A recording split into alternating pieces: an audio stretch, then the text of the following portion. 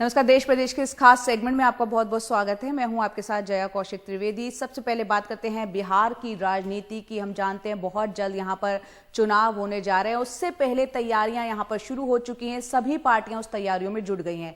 ये तस्वीर आप देख रहे हैं, अखबार में जो विज्ञापन निकाला गया है एलजेपी की तरफ से, लोक जनशक्ति पार्टी की तरफ से, और इसमें जो विज्ञापन दिया गया है उसमें लिखा गया है कि वो लड़ रहे हैं हम पर राज करने के लिए और हम लड़ रहे हैं बिहार पर नाज करने के लिए। माना जा रहा है कि इशारों इशारों में नीतीश कुमार पर इसमें तंज कसा गया है। पिछले कुछ समय से हम जानते हैं कि जेडीयू और एलजेपी में लगातार तनातनी की खबरें आती रही थी, लेकिन बीजेपी अध्यक्ष जेपी नड्डा ने कहा था कि बिहार में बीजेपी, जेडीयू और एलजेपी साथ मिलकर लड़ेगी।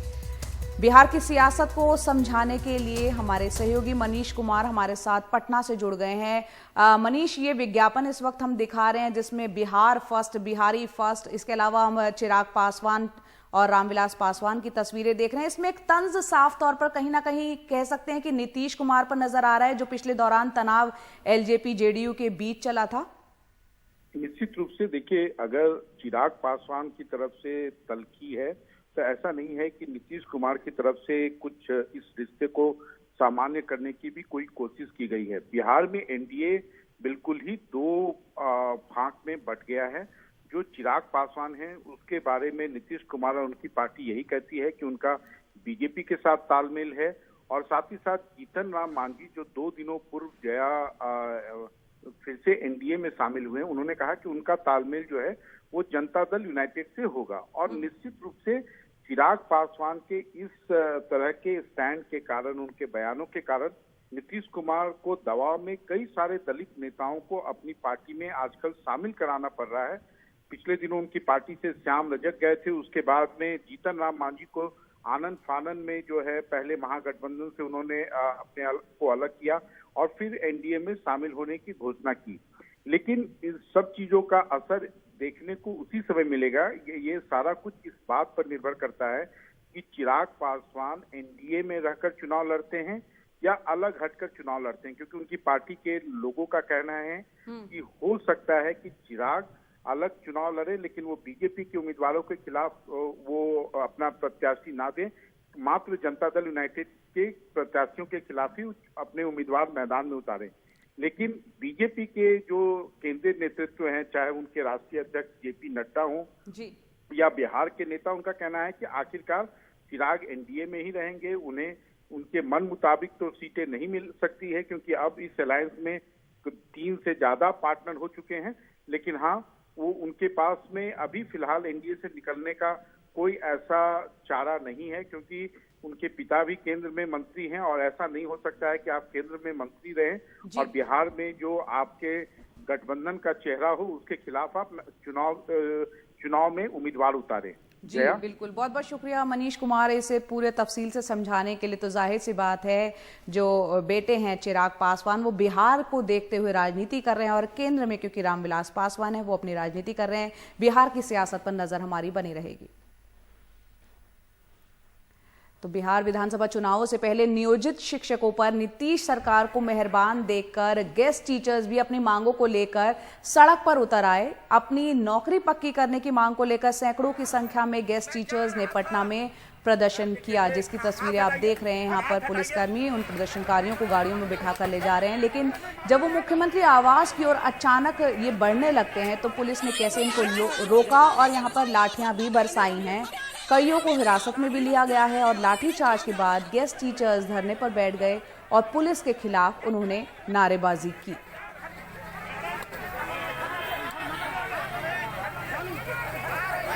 और अब आपको मध्य प्रदेश में एनडीटीवी की खबर का असर दिखाते हैं। हम जानते हैं कि एमपी में आदिवासी बहुल मंडला और बालाघाट में सरकारी राशन में जो चावल बांटा जा रहा था वो भेड़ बकरियों को देने लायक भी नहीं था। एनडीटीवी के हमारे सहयोगी अनुराग द्वारी ने एक खबर दिखाई थी और इसका एक बड़ा असर भी हुआ है। अधिकारियों पर कार्रवाई हुई है, यहां तक कि पीएमओ प्रधानमंत्री कार्यालय ने भी राज्य सरकार से इस मामले में रिपोर्ट तलब की है।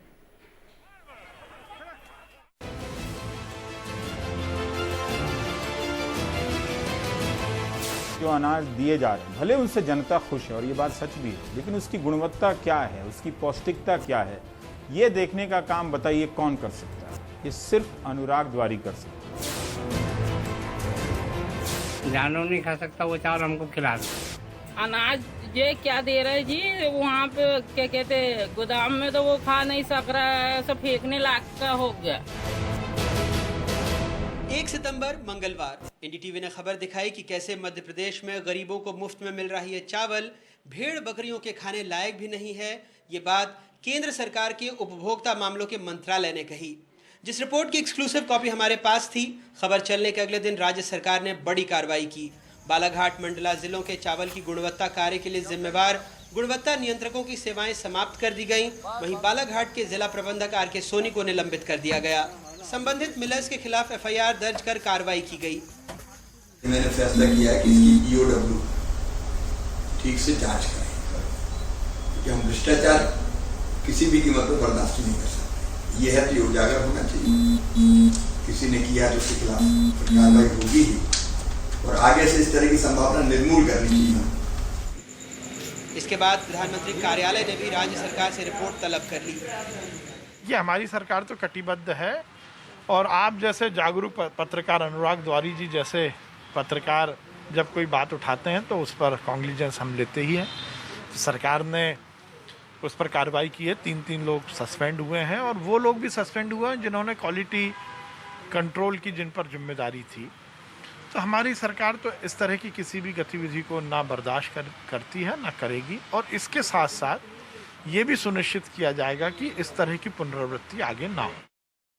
दरअसल इस साल 30 जुलाई से 2 अगस्त तक बालाघाट और मंडला में 32 सैंपल एकत्र किए गए, 31 डिपो से और 1 राशन की दुकान से।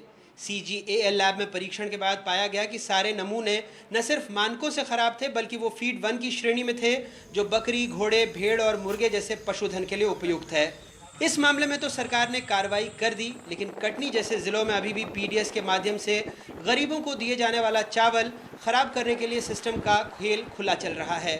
कटनी के मझगामा स्थित स्टोरेज कैंप में 5 लाख मीट्रिक टन धान बारिश में भीग कर खराब हो चुका है।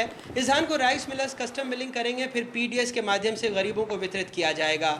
शासन के नियम के मुताबिक अधिकतम 3 महीने तक ही धान रखा जा सकता है, लेकिन यहाँ पर 6 से 8 महीने तक धान रखा गया।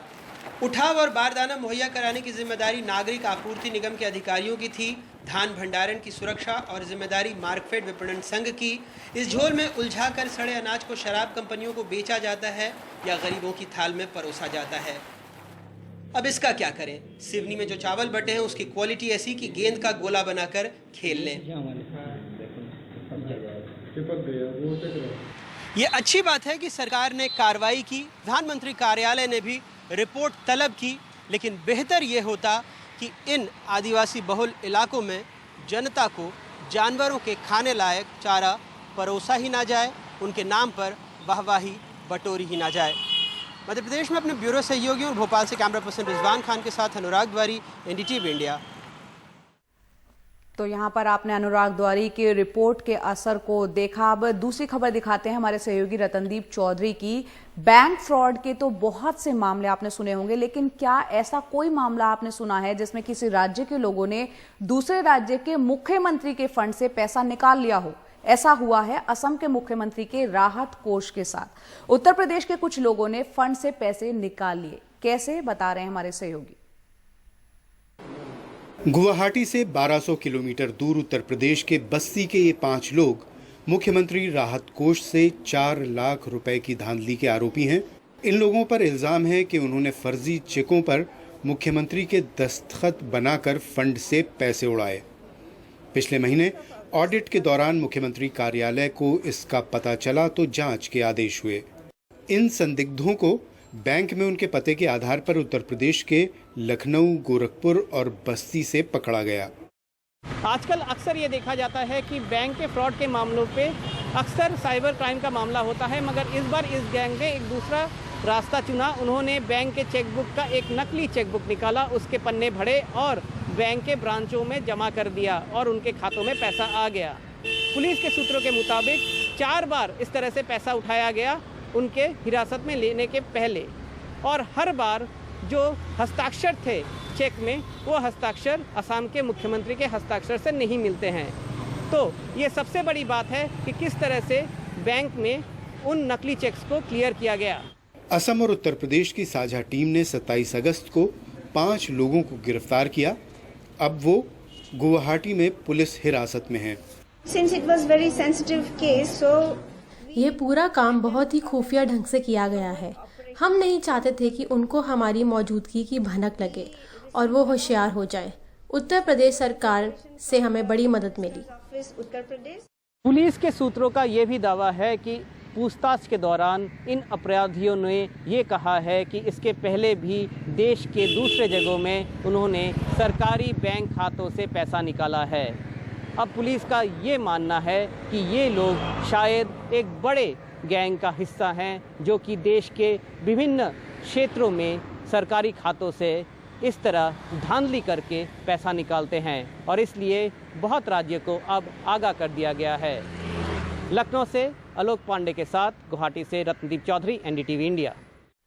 और अब जो खबर हम आपको दिखा रहे हैं उससे आपको पता चलेगा कि कोरोना को किसी भी कीमत पर हल्के में नहीं लेना है आपको। सोनीपत की एक खबर है। मूर्थल में एक मशहूर ढाबा है यहाँ का, सुखदेव ढाबा। यहाँ पर 71 जो कर्मचारी हैं वो खुद कोरोना वायरस से संक्रमित पाए गए हैं। आप इस बात का अंदाजा लगा सकते हैं कि यहाँ आकर ढाबे में जो खाना खा के गए होंगे वो संक्रमण यहाँ से कितना फैल चुका होगा। इसके चलते अब यहाँ पर ढाबे को 2 दिन के लिए सील कर दिया गया है। सुखदेव अमरीक ढाबा जीटी करनाल रोड के सबसे मशहूर ढाबों में से शुमार है। ये दिल्ली एनसीआर से यहाँ पर बहुत से लोग जाते हैं, खाना खाते हैं, नाश्ता करते हैं और यहाँ के जो है पराठे बहुत मशहूर है। लेकिन फिलहाल क्योंकि कोरोना काल चल रहा है, कोशिश कीजिए आप घर का ही खाना खाएं। इसके अलावा सुखदेव ढाबे के पास एक और ढाबा है, मशहूर ढाबा है गरम धरम ढाबा। वहाँ के भी 10 लोग जो हैं कोरोना संक्रमित पाए गए।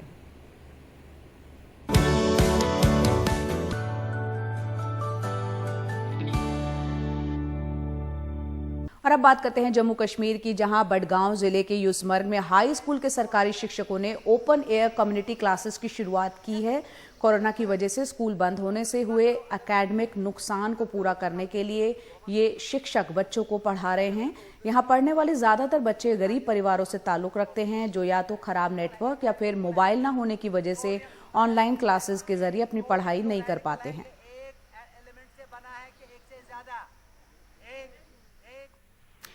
सिखों के प्रसिद्ध धाम हेमकुंड साहिब के कपाट आज से आम श्रद्धालुओं के लिए खुल रहे हैं। शुक्रवार को यानी आज हेमकुंड साहिब में विधि विधान के अनुसार 11 बजे पहली अरदास के साथ हेमकुंड साहिब के कपाट श्रद्धालुओं के लिए खोल दिए जाएंगे। कोरोना के चलते इस बार हेमकुंड साहिब के कपाट सितंबर में खुल रहे हैं। इस दौरान प्रबंधन समिति की ओर से इस बात का पूरा ध्यान रखा जाएगा कि यात्रा के दौरान सोशल डिस्टेंसिंग का पालन हो।